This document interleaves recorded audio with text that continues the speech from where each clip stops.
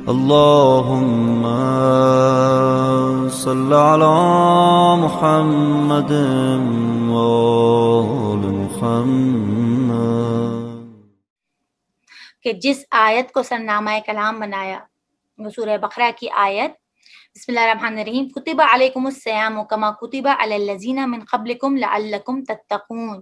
کہ ایمان والو تم پر روزے واجب کیے جیسے کہ تم سے پہلے لوگوں پر واجب کیے تھے.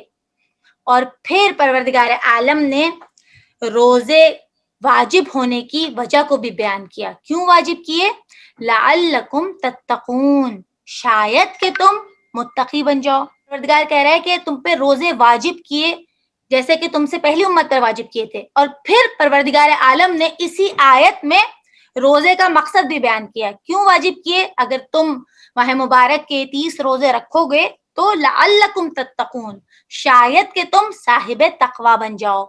تو اس آیت سے ہمیں کیا پتا چلا کہ روزے تو سب رکھیں گے، زیادہ تر لوگ روزے تو رکھتے ہیں جن پہ واجب ہوتے ہیں، لیکن روزہ رکھنے کے باوجود کچھ لوگ تقوی اختیار کریں گے، صاحب تقوی بنیں گے، اور کچھ لوگ جو ہے وہ تقوی حاصل نہیں کر سکیں گے. تو آئیے، جب یہ کنفیوژن پیدا ہوئی، ویسے تو ہم اور آپ کہیں کہ اتنی زحمت ہم جھیل کے روزہ رکھ رہے ہیں تو آیا تقوی کیوں نہیں حاصل ہوگا ہمیں؟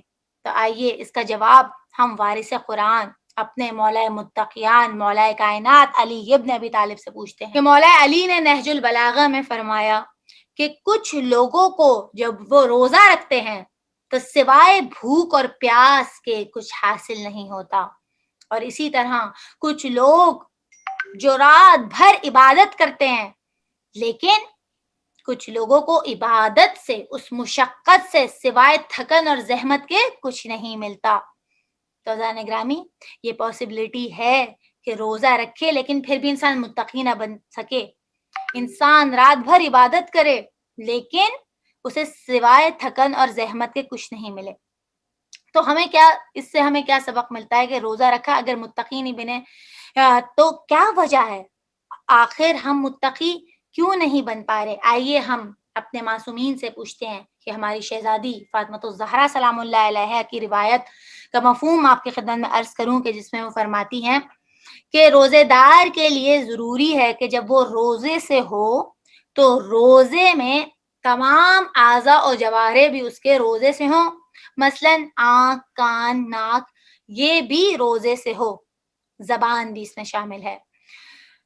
کیونکہ دیکھیے جیسے کہ آپ ہمیشہ اپنی ماہ مبارک کے اگر ہم خدا کے فضل و کرم کو احساس کریں کہ کس طرح پروردگار عالم نے اس ماہ مبارک جو ہمیں اور آپ کو یہ دیا ہے، توفیق دی کہ ہم ایک سال پھر زندہ رہے اور ماہ مبارک ہمیں نصیب ہوا، اور ہم اور آپ جو روزے رکھ رہے ہیں تو وہ متعدد روایات آپ کی سنی ہوئی ہیں. لیکن آج کیونکہ ہمیں یہ رات جو ہے ریفلیکشن کی ہے، غور و تدبر کی رات ہے، کہ کہا کہ ہر سانس ہمارا، یعنی اللہ نے اس چیز پر بھی ہمیں اور آپ کو اجر و ثواب دے رہا ہے جس چیز پر ہمارا اختیار بھی نہیں. یعنی ہر سانس جو ہم لے رہے ہیں چلتے پھرتے، روزے دار کا سانس لینا تسبیح میں شمار ہوتا ہے.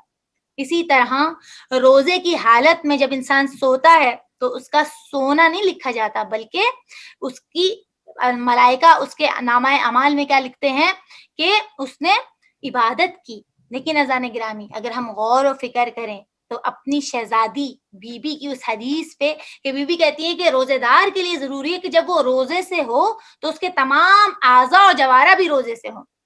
مثلا اگر میں روزے سے ہوں لیکن میں نے اگر زبان سے کسی کی غیبت کر دی تو اب جب میں سوؤں گی تو پھر میری نیند جو ہے وہ عبادت شمار نہیں ہوگی، اب میرا سانس لینا تسبیح شمار نہیں ہوگا. لہٰذا روزے کی کنڈیشنز کیا ہیں کہ ہم جو ہے ہمارے اعضاء و جوارح بھی روزے سے ہوں، تب ہمیں یہ فیوز اور برکات اور بلیسنگز ملیں گی جیسا کہ روایات میں بیان کی گئی ہیں.